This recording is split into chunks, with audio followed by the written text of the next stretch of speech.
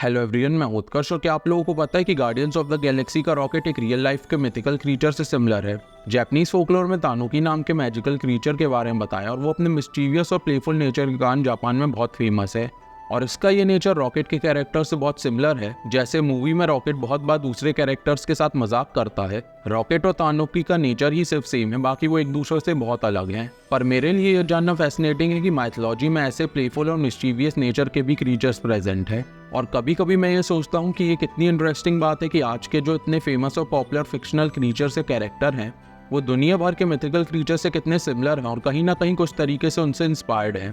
चलो ये बातें तो होती रहेंगी, अब वीडियो पे वापस आते हैं। ये वीडियो एक डायरेक्ट कंपैरिजन तो नहीं होगा रॉकेट और तानुकी के बीच में, पर मैं आप लोगों को रॉकेट के थ्रू तानुकी के बारे में कुछ इंटरेस्टिंग चीज़ें बताने की कोशिश करूंगा।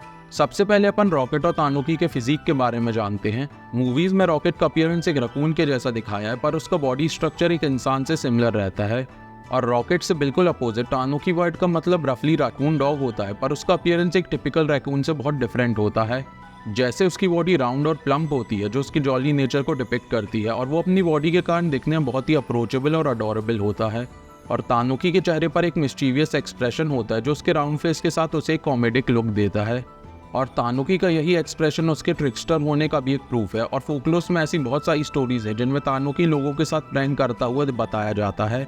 हमने मूवीज में देखा है कि रॉकेट की बॉडी बिल्कुल स्लिम और काइंड ऑफ एथलेटिक है, पर यहीं पे तानुकी रॉकेट से बहुत अलग है। स्टोरीज में तानुकी की वैल्यू उसके शरीर के साइज से के प्रपोर्शन से बहुत बड़ी होती है और उसकी यही वैल्यू उसका डिस्टिंक्टिव फीचर है।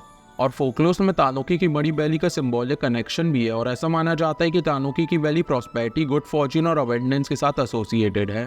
रॉकेट और तानुकी जो चीज़ें कैरी करते हैं वो भी एक दूसरे से बहुत अलग है। अक्सर हमने देखा है कि मूवीज में रॉकेट एक गन या फिर कोई ना कोई वेपन अपने साथ कैरी करता है, पर तानुकी अपने एक हाथ में हमेशा जापानीज राइस वाइन जैसे साके कहते हैं उसका फ्लास्क रखता हुआ दिखाया जाता है।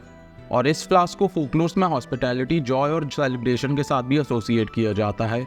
और कुछ स्टोरीज में ऐसा भी बताया जाता है कि तानुकी के दूसरे हाथ में प्रोमिशनरी नोट होता है जो फाइनेंशियल सक्सेस को सिंबलाइज करता है।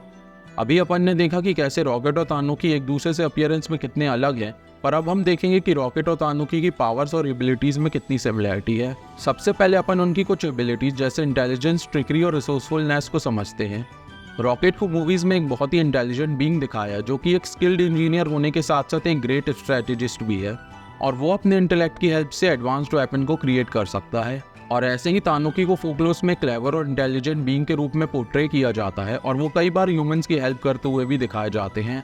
मूवीज में रॉकेट की पर्सनैलिटी विटी और सार्केस्टिक दिखाई है, और उसे बहुत बार दूसरे कैरेक्टर्स के साथ प्रैंक करते हुए भी दिखाया गया है। तानुकी को जापान में एक ट्रिकस्टर भी कहा जाता है और उनकी पर्सनैलिटी बहुत ही मिस्टीवियस होती है। और ऐसी बहुत सारी स्टोरीज है जिनमें तानुकी इंसानों के साथ प्रैंक करते हुए दिखाए जाते हैं। अब अपन रॉकेट और तानुकी की आखिरी सिमिलरिटी रिसोर्सफुलनेस को समझते हैं। रॉकेट को मूवीज में बहुत ही रिसोर्सफुल टाइप का क्रीचर दिखाया है, और ऐसे बहुत सारी सीन्स है जिनमें वो रैंडम चीज़ों से किसी भी टाइप के वेपन को क्रिएट कर लेता है।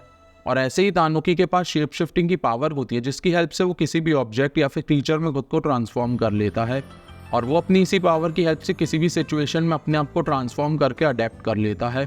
तानुकी की एक और पावर बहुत फेमस है और वो है उसकी लीफ मैनिपुलेशन की, जिसकी हेल्प से वो लीव्स को कंट्रोल करके उनके बीच में छुप जाता है और फिर लोगों के ऊपर प्रैंक करता है। इस वीडियो में मैंने आप लोगों को तानुकी जैसे मिथिकल क्रीचर के बारे में रॉकेट के थ्रू उसे कंपेयर करके एक्सप्लेन करने की कोशिश की है। और इन दी एंड चाहे वो रॉकेट हो या फिर तानुकी, दोनों ही क्रीचर्स फेमस और मिस्टीवियस होने के साथ साथ हमें अपनी प्रेजेंस से वंडर कराते हैं। अगर वीडियो अच्छी लगी हो तो चैनल को सब्सक्राइब करें।